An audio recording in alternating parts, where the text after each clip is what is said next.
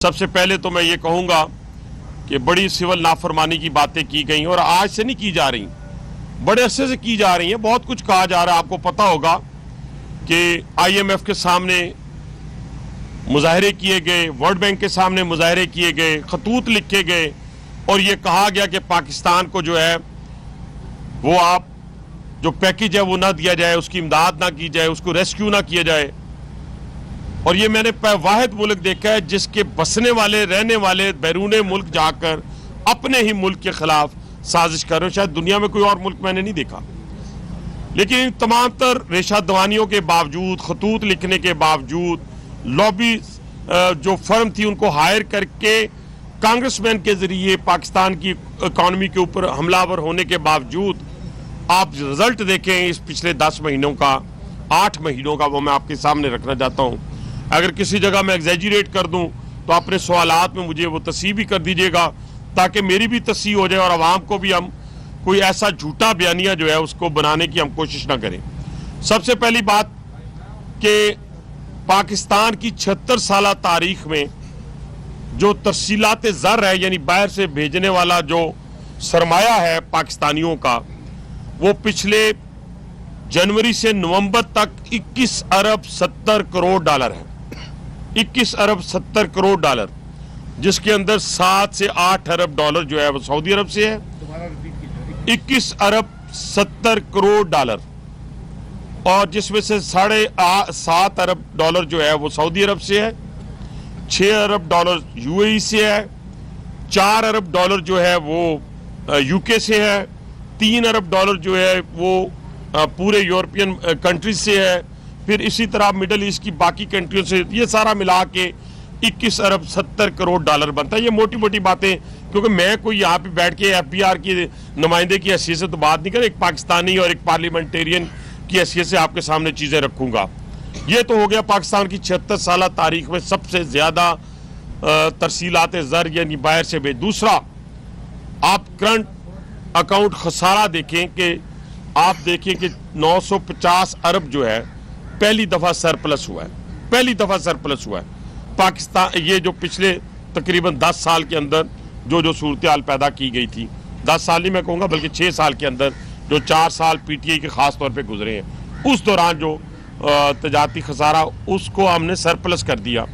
ये भी आपके सामने है। तीसरी बात कि इंटरेस्ट रेट हमारे पास कहाँ था, 22%, 24%, वो 13 पे आया है और इंशाल्लाह आने वाले 3 महीनों में हम सिंगल डिजिट पे उसको लेके जाएंगे। IT की पिछले साल की निस्बत और टेक्सटाइल की एक्सपोर्ट में इजाफा हुआ है। ये भी फैक्ट एंड फिगर आपके पास मौजूद है। कोई इसमें दूसरी बात नहीं है कि हम कहें कि अच्छा बैरूनी सरमायाकारी में इजाफा हुआ है। पाकिस्तान इस वक्त जिन मुश्किल हालात से गुजर रहा था, जिस वक्त PDM की गवर्नमेंट थी और जिस वक्त हम वेंटिलेटर पे थे, और जिस तरह 13 जमातों की हुकूमत थी, और उस मुश्किल हालात में शहबाज शरीफ साहब ने जो है इस मुल्क को मुश्किल हालात से निकाला। अब जाकर अल्लाह ताला के फजल व करम से आहिस्ता आहिस्ता मुल्क के अंदर इस्तेहकाम पैदा शुरू हुआ और वो ममालिक जो पाकिस्तान से भाग गए थे, जिसमें सऊदी अरब था, जिसमें चाइना था, टर्की था, UAE था, आज अल्हम्दुलिल्लाह अल्लाह ताला के फजल व करम से वो पाकिस्तान पर एक एतमाद कर रहे हैं और एक सरमायाकारी में इजाफा हो रहा है। दिन ब दिन जितने सऊदी इन्वेस्टर्स आए, UAE से आए, चाइना से आए, और वो सारे के सारे जो है यहाँ पर इन्वेस्टमेंट करने के लिए तैयार बैठे हैं। लेकिन इसके साथ साथ जब ये इकॉनमी ग्रो कर रही थी, ग्रो करना शुरू हो चुकी थी, तो कुछ लोग ऐसे थे जो पाकिस्तान पर हमला आवर होना चाहते थे अपने इक़्तिदार की खातिर। उन्होंने 3 दफ़ा इस्लामाबाद पे हमलावर हुए, फिर उसके बाद 26 नवंबर वाला फाइनल जो हमला करके पाकिस्तान की पीठ में छुरा घोंपने की कोशिश की। और इसी दौरान आप देखें कि आज अफगानिस्तान जैसा मुल्क जो है वो हमें आंखें दिखा रहा है, वो हमें आंखें दिखा रहा है। लेकिन ये सारा कुछ एक प्लानिंग के तहत, एक साजिश के तहत, और जब आपको बाहर से आंखें दिखाए तो क्या कभी आप इसमें खुश हो सकते हैं? क्या कभी आप इस पर खुश हो सकते हैं कि आपके सैंक्शंस लगें और आपके तमाम ट्विटर अकाउंट और आपकी तमाम बैरूनी ममालिक में चलने वाली वो फैक्ट्रियाँ जो बैरूनी इमदाद के साथ अरबों रुपए की मदद से चलती हैं, जो सिर्फ और सिर्फ पाकिस्तान के इदारों के ऊपर हमलावर होने के लिए जिनको फंडिंग की जाती है वो शादियाने बजा रहे हों, और वो सारे ट्विटर अकाउंट पाकिस्तान पीटीआई के जो वहाँ के ओवरसीज हैं उनके नामों से हों, और फिर तीसरे दिन जाकर उन्हें होश आए कि नहीं सैंक्शन जो लगी हैं ये गलत लगी हैं, ये मौजूदा हुकूमत की वजह से लगी हैं। फिर भी उन्होंने ये कहा कि जिन्होंने सैंक्शन लगाई हैं, और ये वही लोग हैं जो ये कहा करते थे कि अमेरिका की गुलामी नामंजूर, हम कोई गुलाम है। फिर कहा करते थे अगर आपको एब्सोल्युटली नॉट, आज वही उनके पांव पड़े हुए हैं अपने इक्तदार के लिए। चले पड़ जाएं आप इक्तदार के लिए उनके पांव, लेकिन ये खेल कैसा खेला जा रहा है कि आप हमारे सफारती ताल्लुकात, क्योंकि हम तो एब्सोल्युटली नॉट नहीं कहेंगे, हम तो नहीं कहेंगे कि अमेरिका हम आ रहे हैं, हमारा तो गैर जिम्मेदाराना कोई स्टेटमेंट ना अभी तक हुकूमत की तरफ से ना हमारे किसी और शख्स की तरफ से आया, ना आना है, क्योंकि हमने जब बात करनी है तो सबके साथ बराबरी की सतह पे करनी है। हम ये नहीं कहेंगे, लेकिन आप क्या कर रहे हैं, आप उन सफारती ताल्लुकात को खराब करने के लिए आप अपने ट्विटर अकाउंट से गलत बयानी से कभी आप 26 नवंबर में 8000 मिसिंग पर्सन का जिक्र करते हैं, कभी आप 2000 लोगों का मरने का जिक्र करते हैं, कभी फेक आप लगाकर फोटोज और ब्लड दिखाते हैं ब्लू एरिया के अंदर, और उसको ह्यूमन राइट्स को दिखाते हैं। कौन सी ऑर्गेनाइजेशन, जिन ऑर्गेनाइजेशन को ना कश्मीर के अंदर और ना फलस्तीन के अंदर छोटे छोटे बच्चों का जो है और खवातीन का जो है, वो मर्दों का जो है वो खून नजर आता है, क्योंकि वो मुसलमानों का खून है, इसलिए उनको नजर नहीं आता। और आता क्या है, उनको ट्वीट करके उनको साथ ऐड करते हैं, उसको कहते हैं कि पाकिस्तान में ये वायलेशंस हो रही हैं, और फिर तमाम जो अमेरिकन कांग्रेसमैन हैं उनके साथ टैग करते हैं, अपने ट्विटर को टैग करके कहते हैं कि ये चीज़ें सफारती ताल्लुकात को जी पाकिस्तान के फलां ने ये कह दिया। इंशाल्लाह ताला हम सबके साथ बराबरी की सतह के ऊपर। और दूसरी बात, पाकिस्तान का एटॉमिक प्रोग्राम हो या मिसाइल प्रोग्राम हो, ये ना मेरी हुकूमत का है ना किसी इस्टेब्लिशमेंट का है, ये जो है 24 करोड़ आवाम की अमानत है, इसके ऊपर कोई कंप्रोमाइज नहीं होगा, किसी जगह नहीं होगा। लेकिन आप तो यहाँ तक कह आए हैं कैलिफोर्निया प्लान के अंदर कि हाँ जी आप हमें इक़्तिदार में ले आए, हम आकर पाकिस्तान के अंदर, और ये बानी पीटीआई ने एक दफ़ा नहीं कहा, याद होगा जब वो इक़्तिदार में थे उन्होंने कहा था हमें 24 करोड़ आवाम को निकालना है, मुआशी इनकी हालत को बेहतर करना है, हम कब तक ये एटम को पालते रहेंगे, ये अल्फाज है उनके, निकाल दें। लेकिन मैं आपसे नहायत ही हम्बल मैं आपसे रिक्वेस्ट करूंगा पूरी कौम को कि इस वक्त हमने जो इस वक्त साजिश है पाकिस्तान के खिलाफ, उसको हमने भांपना है। हम सियासत करते रहेंगे इस पाकिस्तान के अंदर। मैं तो मुज़ाकरात की बात हमेशा की जाती रही, मेरा स्टांस डे 1 से एक ही है, और अभी भी आपने देखा होगा कि मैं अपने स्टांस से एक लम्हे के लिए पीछे नहीं हटा। मैंने कहा कि 9 मई के जो मनसूबा साज हैं, जो मास्टरमाइंड हैं, जब तक वो मंतकी अंजाम तक नहीं पहुंचते तो ये जो सजाएं हुई हैं इनको तो इनके ज़हनों को परगंदा किया, इनके ज़हनों को ख़राब किया। किस तरह? जिस तरह एक सुइसाइडर तैयार किया जाता है, सुइसाइडर तैयार करने वाला शख्स भी उतना ही मुजरिम है, उसका हैंडलर, उसका सहूलतकार और सुइसाइडर, ये सारे के सारे, बल्कि सुइसाइडर का जुर्म कम है, बल्कि जो उसको तैयार करता है उसका जुर्म ज्यादा है। इसी तरह 9 मई और 26 नवंबर वाले दिन जो खून की होली खेलने का प्लान किया गया था, उसके जो मनसूबा साज हैं वो जब तक मंतकी अंजाम तक नहीं पहुंचते, बानी पीटीआई की इस ख्वाहिश का भी पालन कर दिया गया है कि वो बार बार फुटेजेस का जिक्र करते थे, और वो फुटेजेस के साथ सबको सजाएं दी गई हैं।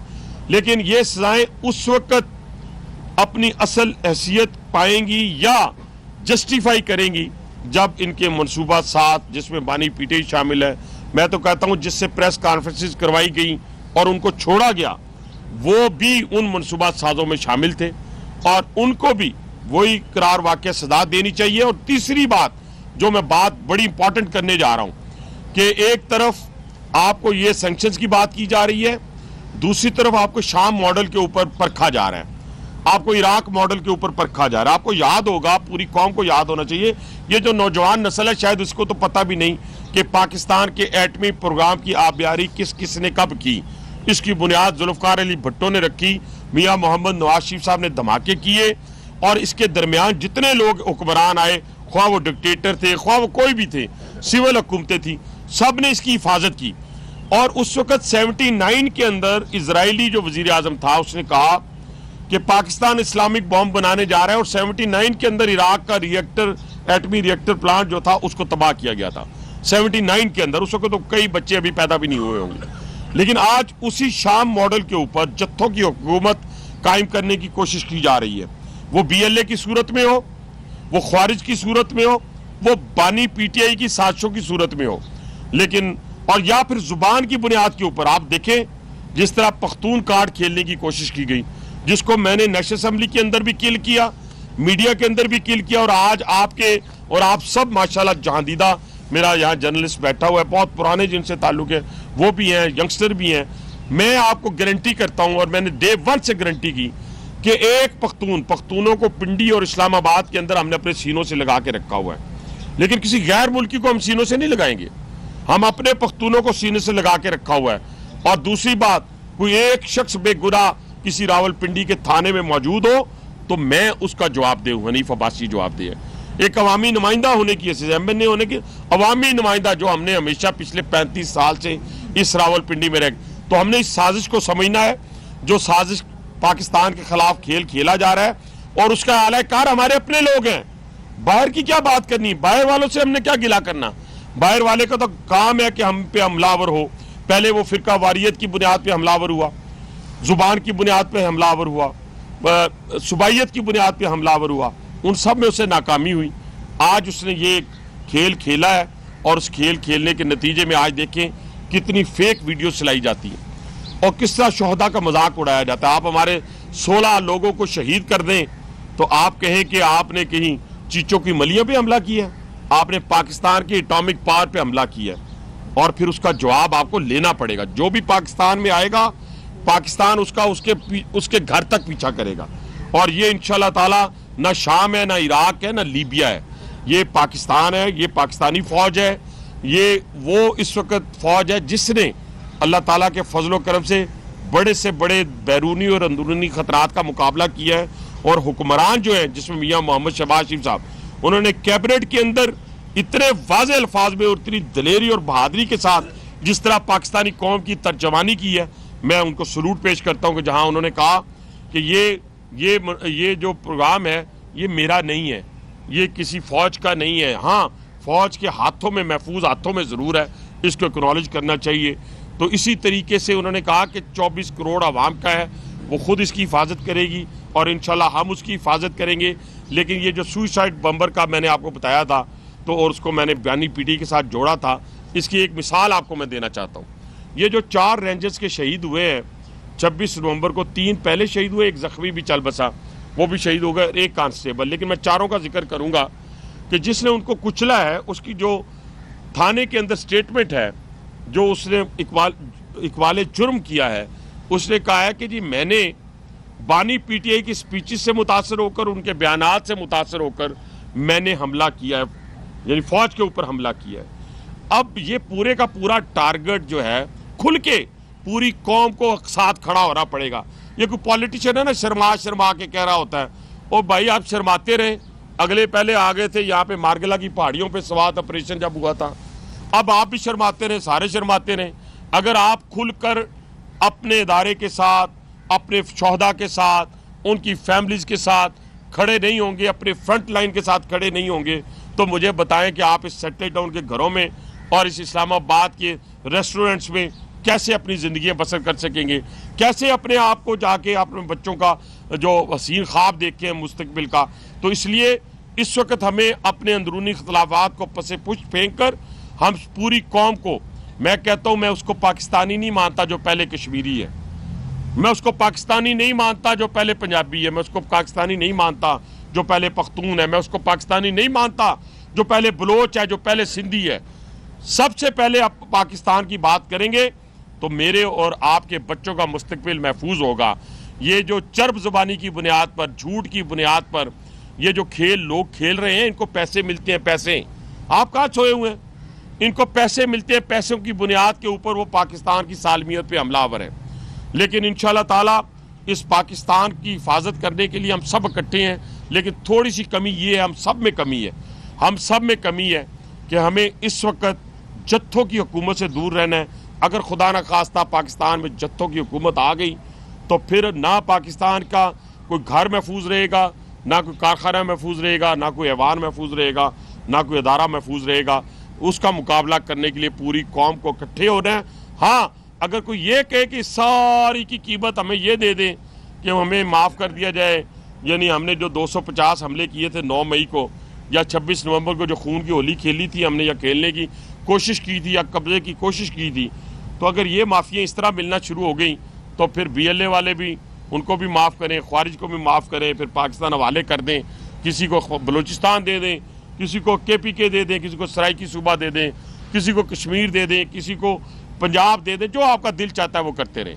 लेकिन इस तरह नहीं हो सकता। रियासत रियासत है, और पाकिस्तानी रियासत में बार बार कह रहा हूँ वो रियासत है जो दुनिया की इस वक्त 57 इस्लामिक ममालिक के अंदर पहली और आखिरी मेरा ख्याल है एटॉमिक पावर है, जो इस वक्त पूरी दुनिया को खटक रही है। और मेरा और आपका नज़रिया ये होना चाहिए कि हमने इस पावर को अपने मुस्तकबिल के लिए महफूज रखना है, इसकी हिफाजत करनी है। बहुत शुक्रिया। Thank you. आपने कहा कि ये खेलने वाले लोग हैं, लेकिन आपकी जमात जो है वो इन्हीं लोगों के साथ मुज़ाकरात करना चाह रहे हैं। जब ये मुज़ाकरात हो रहे हैं, क्या समझते हैं कि ये इससे कुछ बेहतरी आ सकेगी? दूसरा, आपने कहा माशी सूरत हाल का, तो माशी सूरत हाल बहुत बेहतर हुई है, लेकिन अगर इसको हम जनरलाइज देखें तो वहाँ पर आम आदमी के ऊपर इसका कुछ भी असर नहीं हो सकता। उसकी क्या वजह है कि अभी तक वो आम आदमी को फायदा क्यों नहीं होता? अच्छा, पहली बात तो ये है, मैं इस पर यह कहना था मुज़ाकरात के वाले से तो मेरा स्टांस आपके सामने है। मैंने हमेशा यही बातें की हैं आसिम साहब, मैं आप भी करने के लिए तैयार हूँ कि इन मुज़ाकरात की सूरत में देखें ना, मुज़ाकरात हम किन से करने जा रहे हैं जिन्होंने 2000 जब पाकिस्तान हमलावर जिस वक्त इन्होंने अपनी हुकूमतें ख़त्म की, अपनी हुकूमतें सारी की सारी ख़त्म की, इस्लामाबाद पे चढ़ाई करने का ऐलान किया, तो जब टेक ओवर किया तो 1 महीने के अंदर अंदर मियां नवाज शरीफ साहब ने कहा कि हम इलेक्शन करवाने जा रहे हैं। और इनके लोग आए, इनके लोगों को जिसमें शाह महमूद कुरैशी साहब लीड कर रहे थे, उनके साथ बैठ के 4-5 लोग थे जिनके साथ तय हो गया कि इसको कहें कि लॉन्ग मार्च ख़त्म कर दे। ये मई की बात है, बाद में फिर मई के शुरू की बात है, और जब ये ख़त्म कर दे तो हम इलेक्शन जो है वो अनाउंस कर देते हैं। जी, 2 माह का कि हम 2 माह के अंदर अंदर इलेक्शन करवा देते हैं।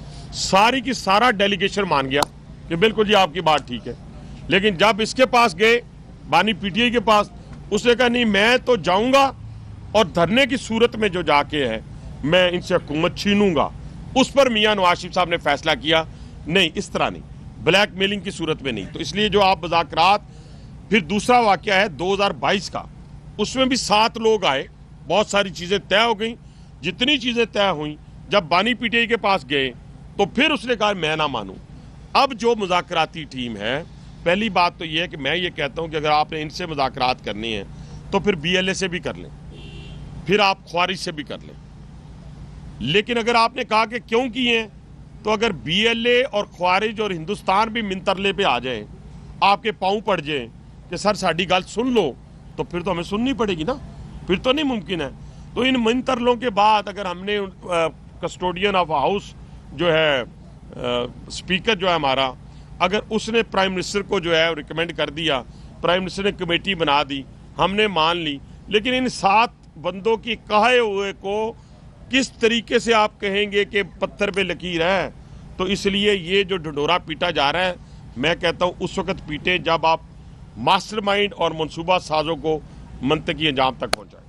एक तरफ पार्लियामेंट के फ्लोर पर खड़े होकर आपके वफाकी गुजरा आप समेत जब तक ये माफी नहीं मांगेंगे सारा नॉर्थ मई के हवाले से इनसे बात नहीं करेंगे। और आज दूसरा रोज है, आपके वफाकी गुजरा ऐसे प्रेस कॉन्फ्रेंस कर रहे हैं कि जैसे इनको मुज़ाकरात की बहुत जल्दी हो। इस बात की क्या गारंटी है कि अगर बानी PTI कोई हामी बने या वो बातचीत के लिए तैयार हो किसी इशू पे, उसकी गारंटी कौन देगा?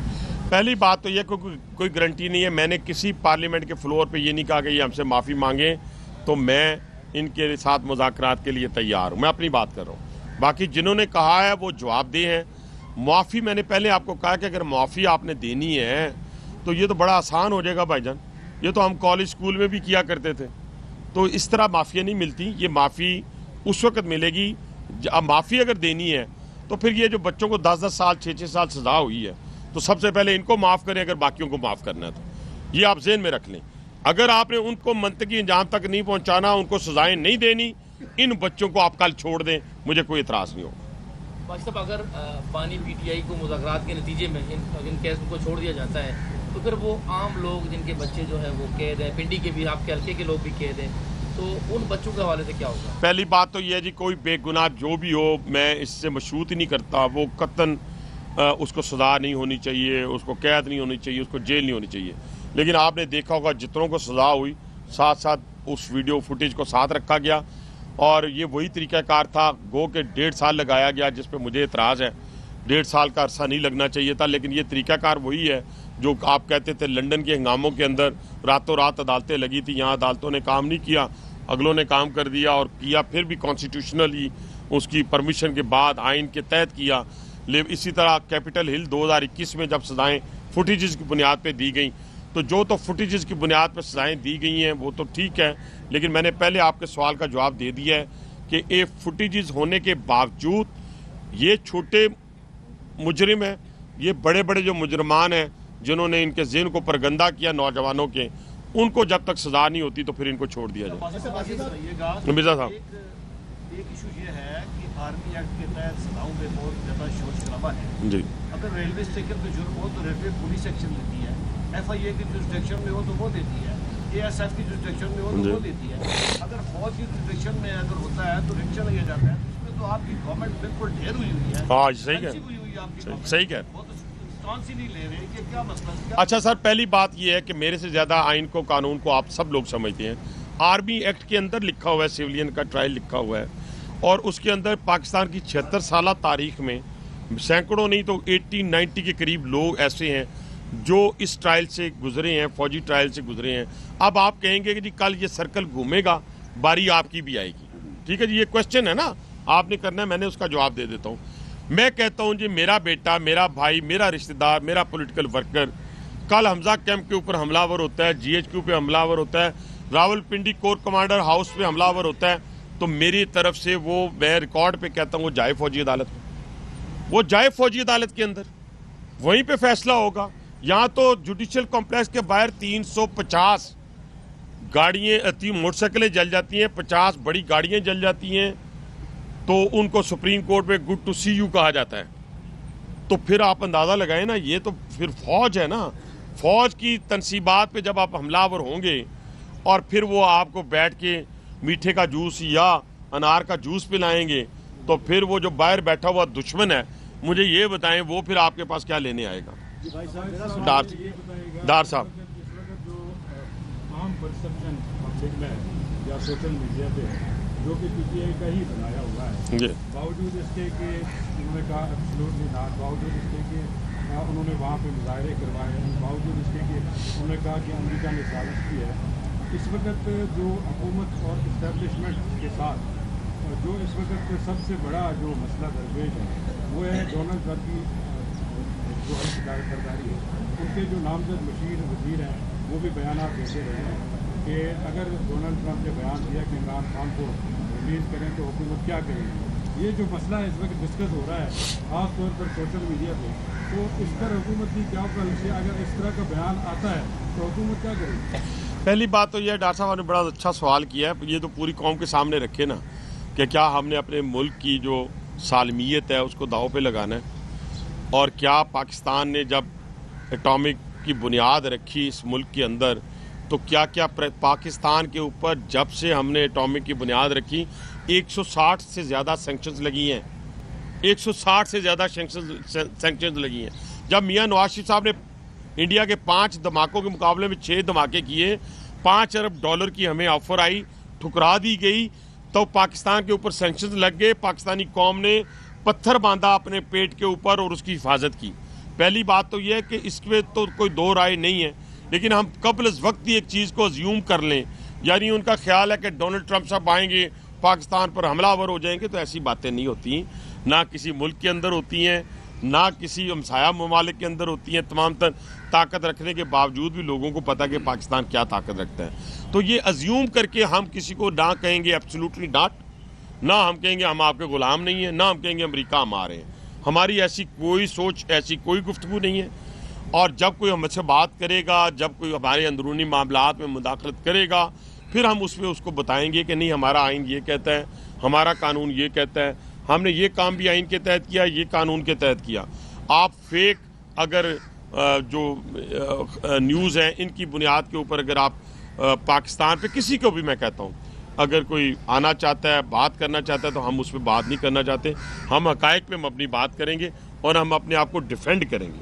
अच्छा भाई साहब, मेरा सवाल ये है कि मलिक साहब, एक माह से पहले तक पीटीआई बानी और पीटीआई एडिटर ये कहते थे हम डाकुओं चोरों से मुज़ाकरात नहीं करेंगे।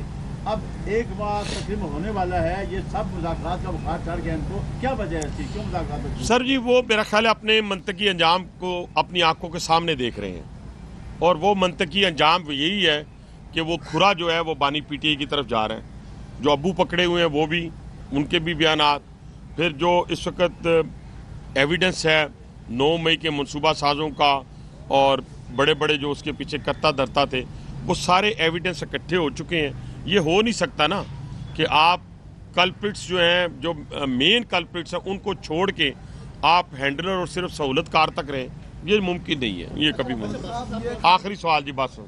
अच्छा बस साहब, ये बता दें कि 9 मई में भी जब देखा था कि अफगानी पाए गए थे और खुदी अफगानी पाए गए हैं, जब भी पाकिस्तान का तरक्की कर रहे हैं आता ये जत्था महीने बाद 2 महीने बाद इस्लामाबाद का रुख क्यों करता? बाकी पाकिस्तानी तो ट्रस्ट की ज़्यादा। देखिए जी, ये बड़ी पाकिस्तान की बदकिस्मती है कि 40 साल तक जिन लोगों की हमने भाई बनाकर अपने सीने से लगा के रखा, आज वही हमारी अगर पाकिस्तान और हिंदुस्तान का क्रिकेट मैच हो, उनके साथ क्रिकेट मैच हो, जो नफरत हम देख रहे हैं और जिस तरीके से आज वो पाकिस्तान के ऊपर हमलावर हुए हैं बहुत सारी जगहों के ऊपर, चमन के बॉर्डर पे, दूसरे बॉर्डर के ऊपर, और जिस तरह उनको मुंह की खानी पड़ी है, मैं समझता हूँ कि अब ये ख़त्म हो जाना चाहिए। और जितने भी गैर मुल्की हैं, मैं सिर्फ अफगानियों की बात नहीं कर रहा, ज़्यादा वो तादाद में जितने भी गैर मुल्की हैं, वो कोई मुल्क गैर मुल्कियों को नहीं रहने देता, दुनिया का कोई मुल्क नहीं रहने देता।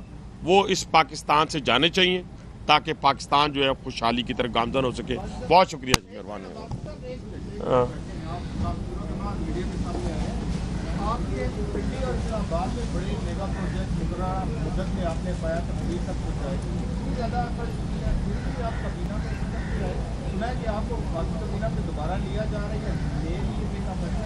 मलिक साहब, मेरा ख्याल है कि कैबिनेट के बगैर ही आपके हॉस्पिटल्स बन गए, मेट्रो बन गई, अंडर पासेस बन गए, सफाई का निज़ाम आ गया, सारी चीज़ें आ गई। लेकिन ये सारी चीज़ें जो हैं हमने किसी उस ओहदे के लिए नहीं, हम एक नज़रियाती कारकुन हैं और आज से नहीं है, बड़े अरसे से हैं। तो आज तक जो भी पार्टी ने जिम्मेदारी लगाई है, दी है, उसको ऐसे तरीके से निभाने की कोशिश की है, दयानतदारी के साथ, कमिटमेंट के साथ। रात के अंधेरे में भी 2 बजे 2:30 बजे भी उठाकर जब पार्टी छोड़ने की बात की गई, तो आपका ये भाई जो है वो खड़ा रहा और ना आपका शर्म से झुकने दिया, ना अपना